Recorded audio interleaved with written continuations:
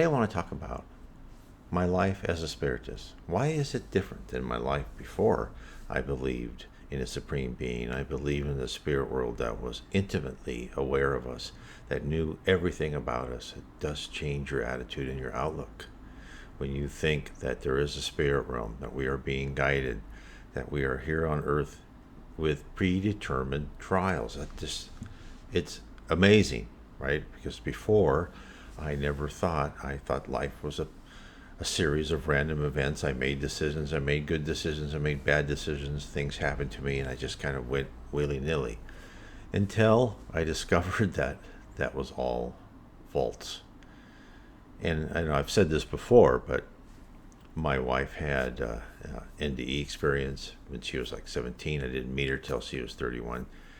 She correctly foretold major events that would happen, and that's of course what led me into Spiritism. Because how could major events happen? Some 17-year-old girl in Brazil didn't even know English, and yet she saw these events. And then 20 years later, 15 to 20 years later, these things started happening. It means we're guided. It means that my original idea is that I could go through life. I could hide what I felt. I could, if I just kept my mouth shut, my true emotions, wouldn't be open to people. If I lost my temper, no big deal. If I did something a little bit wrong, I felt bad about it, but I quickly forgot about it. But now, I understand that everything we do is recorded. It's like telling your kid, I'm watching you all the time. And, of course, they believe you, right? And you can guess half the time when they've done something wrong. But there's nothing that's not open. Nothing in our mind that is not open. When we think bad thoughts, that is known. When we do bad things, that is known. We do stupid things, when we do good things, that is known. So does that mean I have to think fake and be fake? No. And it means that as I become a spiritist, I understand why this is happening. It's not happening to narrowly put us in a box. It's happening for us to teach, to use our minds, to think about good things. Don't engage in gossip. One of the things I've changed. I try not to listen to gossip. If there is gossip, I try to point out the positive.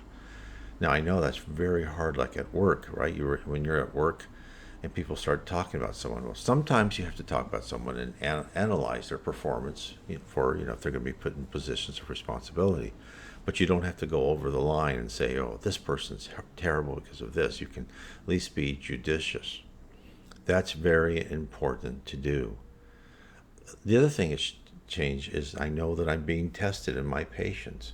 And that, something goes wrong, let's say at the bank, or, I'm trying to get some check through, or it doesn't go through, and I don't succeed all the time. I try not to lose my temper with the other person on the phone, even though these companies create these mazes you have to go through, and the poor person on the other side of the phone really has no power, and they're just following a script, right?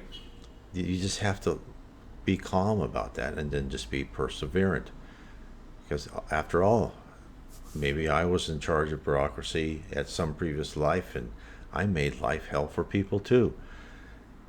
These are things we have to learn. And when someone does something wrong, I really don't get mad. I think of them as an actor in a play. So since our life is predetermined, all these trials and tribulations have to happen to us. These things have to happen to us so we can learn. The occurrences, it's like a play. Scene 1, scene 2, scene 3.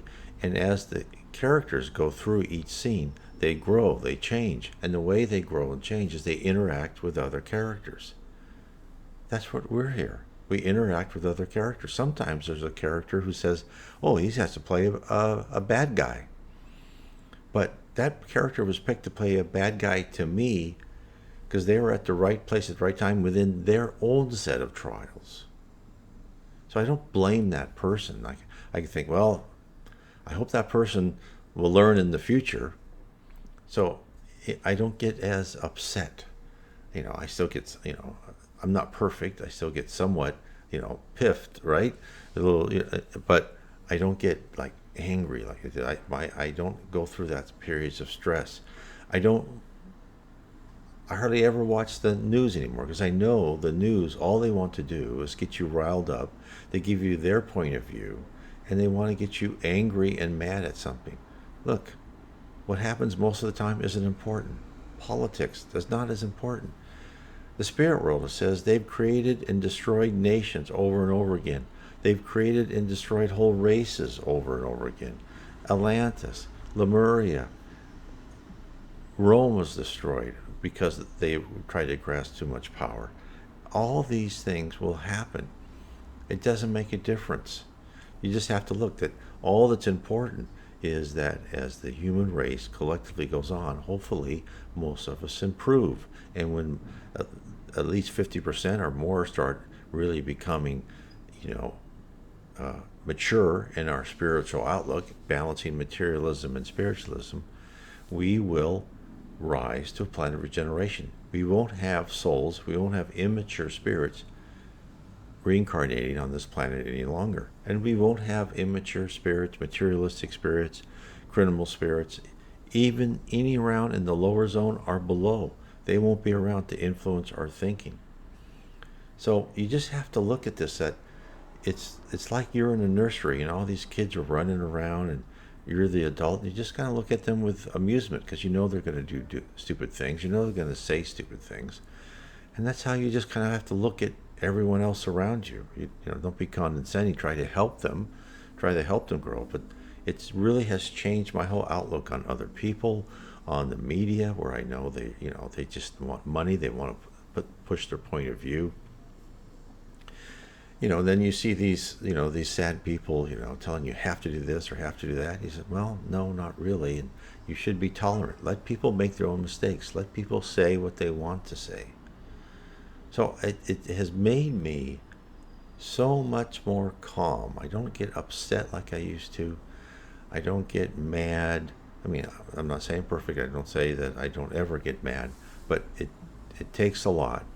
And I think it's once you start really understanding the processes of Spiritism. Now, to me, that was the key to me. I had to understand how the spirit world worked.